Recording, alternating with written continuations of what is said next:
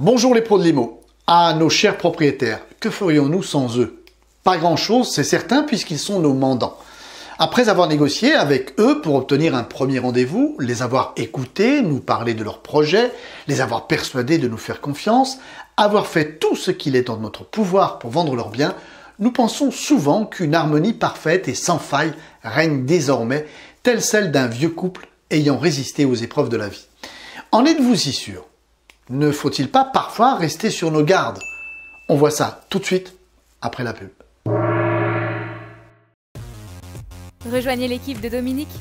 Il vous fera bénéficier de son expérience, de ses formations et des outils du réseau Dr House IMO. Vous toucherez 85% sur toutes vos ventes.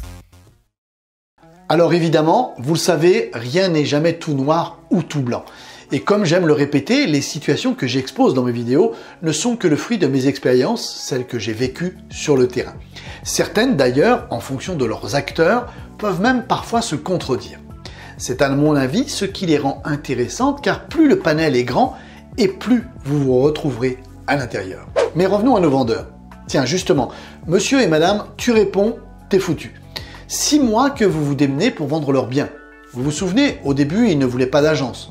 Mais ils ont fini par apprécier votre détermination et votre persévérance à payer. Rappel tous les 10 jours, conseils, bienveillance, bref, votre boulot quoi. Puis ce fut la baisse de prix. Pas facile quand au départ on veut racheter plus grand, plus beau, plus récent, mieux placé et bien sûr sans réemprunter.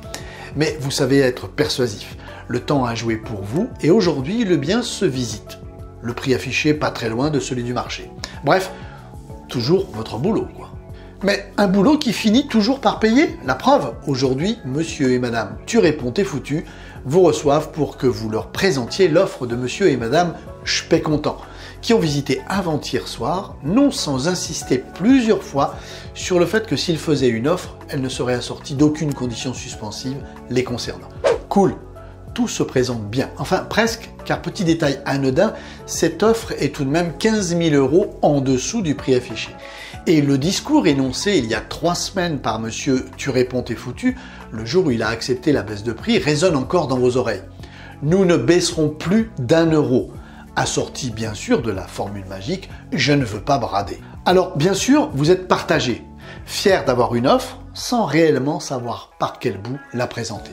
Mais là n'est pas le sujet, vous êtes un professionnel et nous n'allons pas ici aborder une nouvelle fois ce sujet puisque au moins 2 autres vidéos existent déjà sur la chaîne YouTube. Non, aujourd'hui je voulais surtout revenir sur le fameux « Qu'en pensez-vous » Vous savez, celui que monsieur et madame Tu réponds t'es foutu vous renvoie entre 2 grimaces une fois que la présentation de l'offre est terminée. Des grimaces qui d'ailleurs vous laissent penser que ce n'est pas encore gagné. En fait, à ce moment précis, monsieur et madame Tu réponds t'es foutu vous invitent inconsciemment à vous tirer une balle dans le pied.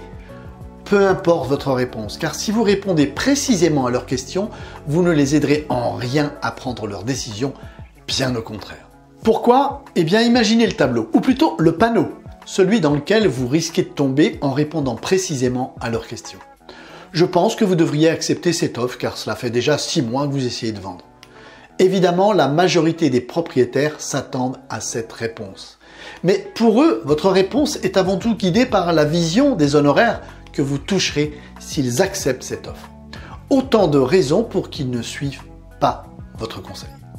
Bien sûr, vous avez un second choix, du style « à votre place, je réfléchirai. L'offre est un peu basse, peut-être que je peux tenter de faire remonter mes acquéreurs. » Cette fois, vous abondez dans leur sens. Ils vont à coup sûr vous suivre, soit en refusant l'offre, soit en faisant une contre-proposition. Dans tous les cas, cette question est un piège qui risque de se refermer sur vous, alors ne répondez jamais. Préférez renvoyer monsieur et madame Tu réponds t'es foutu à l'historique de leurs biens, en leur faisant comprendre qu'à ce niveau, ils en savent autant que vous.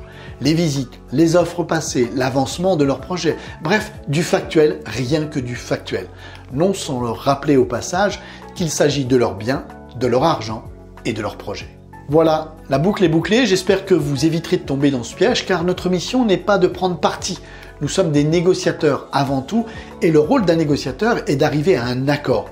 Certes, nous jouons également un rôle de conseiller. C'est un rôle qui, pour moi, se limite aux choses concrètes comme les mentions légales, les procédures, les contraintes juridiques, le formalisme ou encore le marché.